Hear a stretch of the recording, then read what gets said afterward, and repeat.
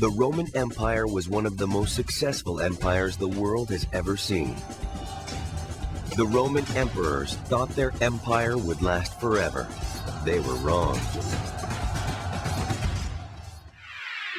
What are some things that can bring an empire down? If the leader fails or is killed or is taken down. Depression and probably poverty. Pompeii got covered in volcanic rock. Things that brought Rome down, I think they expanded a little too much. Individuals, monarchs get very greedy. Power-hungry emperors or rulers who is only ruling for their own benefit and for their own desires and not the wants and needs of the people. At its height, the Roman Empire stretched for 2 million square miles. Whether you were in what is now Egypt or England, you could find the familiar signs and reassuring order of Roman rule.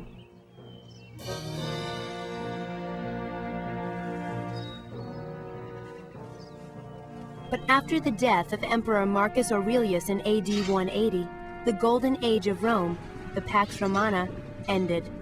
For the next 100 years, political and economic turmoil rocked the empire.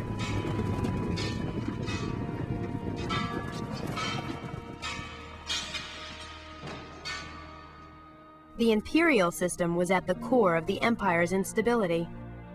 Rome's emperors may have transformed the Roman Republic into a sprawling empire, but their power also led to Rome's eventual downfall.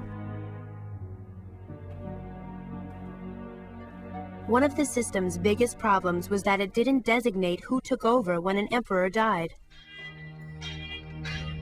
With no clear line of succession, the imperial system encouraged power struggles every time an emperor died.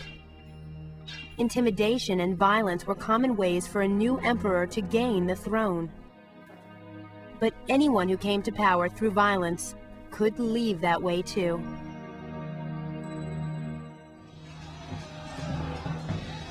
Between 235 and 270, Rome had over 40 different emperors. Again and again, emperors were overthrown by ambitious generals who seized power with the support of their troops. Each new emperor would rule for a few months or years if he was lucky, before he too was overthrown. Political violence and instability became commonplace.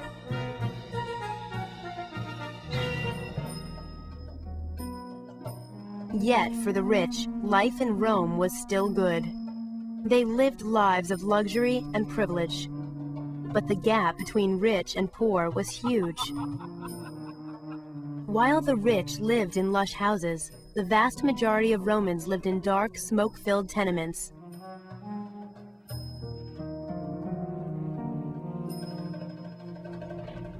One-third of the population was slaves, whose sweat and labor brought a wealth and splendor to Rome that they could never enjoy. For most Romans, equality and a lavish life were distant dreams, and a source of anger and resentment. The Roman Empire had spread so far that it required an immense military and imperial bureaucracy. Taxes rose, inflation spiraled out of control, and the people in the provinces began questioning the benefits of Roman rule. In 285, the Emperor Diocletian took drastic steps to regain control. To make the empire easier to rule, he split it into two parts. He retained control of the wealthier eastern part and appointed a lower co-emperor to rule the western portion. Rome became two linked empires with two emperors and two armies. Diocletian's reforms worked in the short term, but the peace didn't last forever. By the 4th century, class struggles and political infighting again were tearing the empire apart.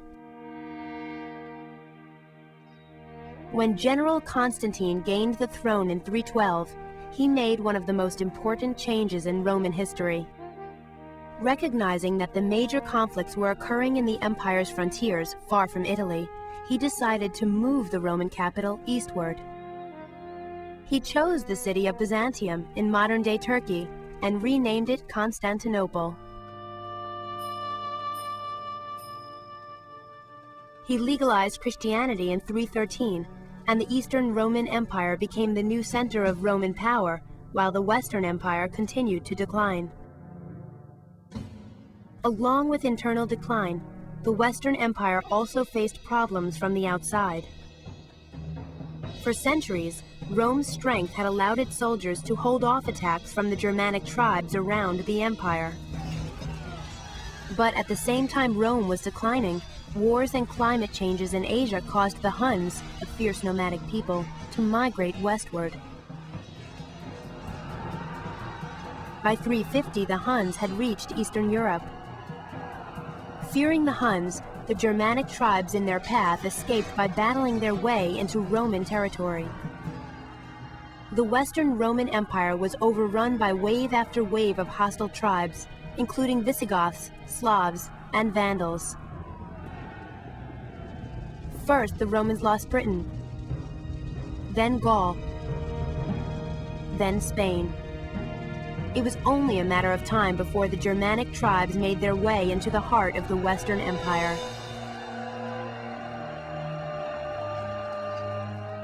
In 410, the Visigoth general Alaric attacked Italy and made it all the way to Rome.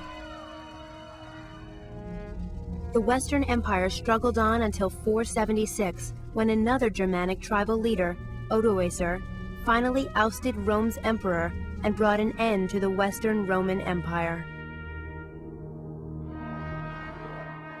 While the Eastern Roman Empire would become the Byzantine Empire and continue for another 1,000 years, the Great Roman Empire, that for centuries had controlled so much of the Western world, was gone.